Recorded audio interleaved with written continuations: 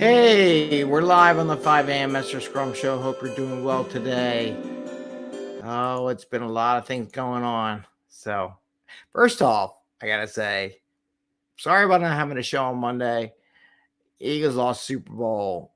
That was kind of depressing. So, I was not in the mood to do a show on Monday. So, with that, Eagles won. But, Andy Reid's a good coach, and the Chiefs deserved it. They played better, and they were more agile than the Eagles. So today I want to talk about. I had to give it a space. I didn't want to go right into why the Eagles lost. I'll give it a couple days, but I want to talk about the agility that I saw on the field and what led to the victory for Kansas City. And this is the 5 a.m. Mester Scrum Show. Hope you're doing well today. And we talk about Scrum and Agile in a very practical way. Kind of look at stuff that's out there in the world, apply it to what we do, look at the whatever, and we're going to talk a little bit of agility here today. And we do this to bring value to customer. Think about it. Their agility brought value to the Kansas City because they won the game. Eagles weren't they didn't have the agility that the Kansas City had in the second half. So we'll talk about that and have some fun, enjoy the game, and watch what contributes. And with that, I'm going to share the banners. And just reminder, I'm going to share the certifications. I had the wrong banner up last night when I was doing the show. I did the Tuesday night program. If you're interested, you can see all the job postings. And don't forget, tonight we have Combine. And if you see it going across the screen right there, 48,000 positions over the past month reference Combine in LinkedIn. And tonight we have Jennifer Steelman, and she's going to be on our meetup.com. You can still sign up for it to be there. Just approving people if you want to be on the Zoom. Otherwise, it'll be on LinkedIn, YouTube, and Facebook live as we do our meetup group.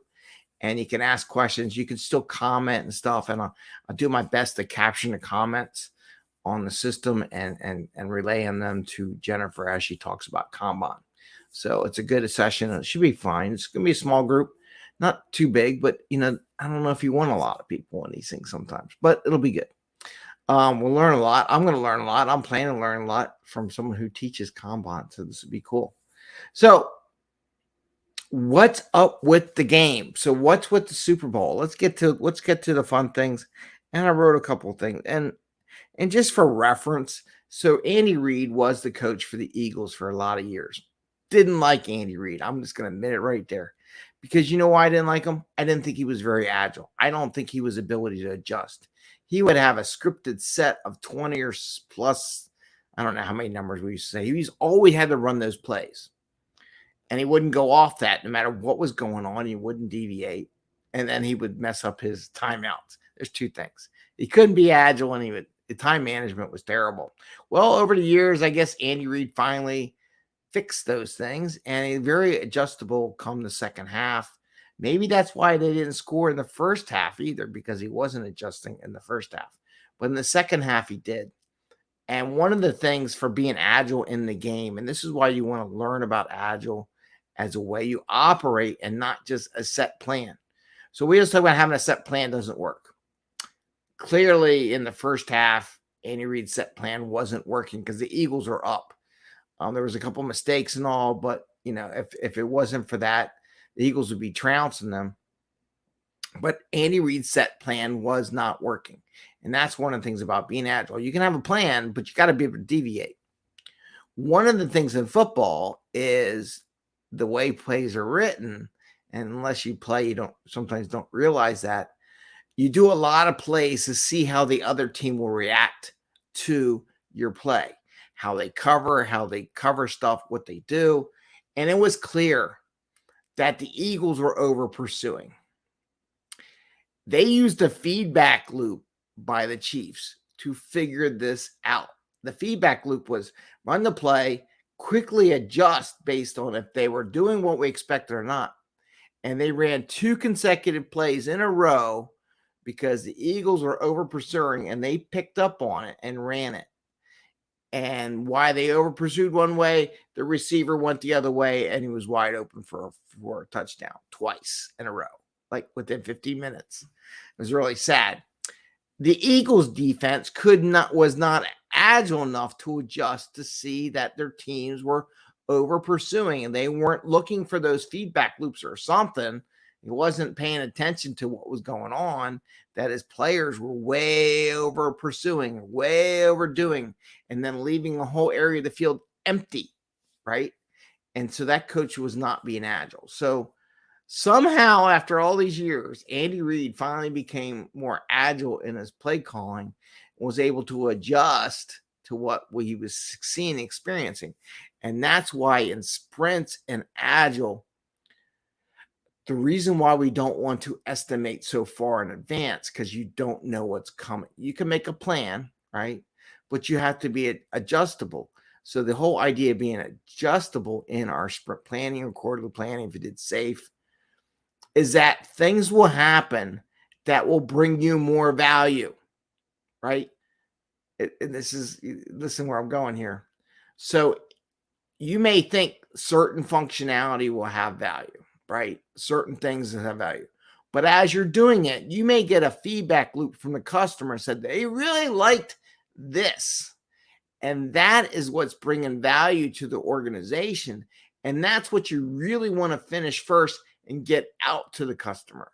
The same idea that during the Super Bowl, Andy Reid saw, he may have had a scripted play, but he realized that the other team was over adjusting to the play and over pursuing and left a big hole. He was able to say, whoa, wait a minute.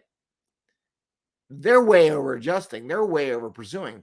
We need to adjust our play and call this play and take advantage of what they were reacting to. Because I know he saw it in the beginning of the game. Problem is, our coaches didn't analyze how their players were over adjusting and say, stop it. It didn't say it, stop it in time. And I was really surprised after the first one that did it, he didn't have a sit down with his players to explain why it happened, because they did the exact same thing to the other side of the field, which was pitiful. So, but anyway, but that's the agility. That's why we don't plan everything out, because you never know when something's going to come out that's going to provide more value than you originally thought. And you need to adjust for that value because it's a game winner. It's a game changer. So his adjustments was a game.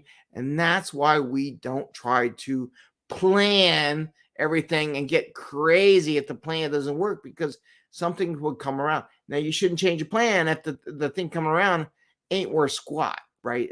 It's a dumb, like, let's run the quarterback 50 times. Well, like, it doesn't, is that setting up another play? Like, you can fake it, hand it off, do some derivation of it that's going to get that value? Those are the questions. So I just wanted to share that. Sorry about Monday. Couldn't do a show because it was a rough day. But really frustrating is that Andy Reid, after all those years of coaching the Eagles, finally became agile in the Super Bowl. Couldn't do it while he was coaching here in Philadelphia, but he sure did it in Kansas City. So I give him props. It took him long enough. Sounds like a lot of teams I coach where all the time I'm trying to say, hey, this is how you got to do this. Here's how you got to do the agile. And they wait till the very end to become agile. It's like, you finally get it. So I wanted to share that with you. I hope you have a good day. Don't miss out on our meetup tonight. Should be good. I already put the meetup for next month, which will be on being neutral and facilitating and having a neutral stance, the benefits, something like that. It'll be pretty good. We'll practice neutrality during that meetup next month on March 15th. But tonight we have Kanban. And as you can see on here, 48,000 job postings that involve Kanban. So no matter who you are, you should listen to this presentation. We're going to do a little exercise and stuff like that, and it should be pretty good. So with that, I want to say have a great day. Happy scrumming. And we will see you tonight at the meetup. Don't forget the meetup. Take care. Bye. See ya.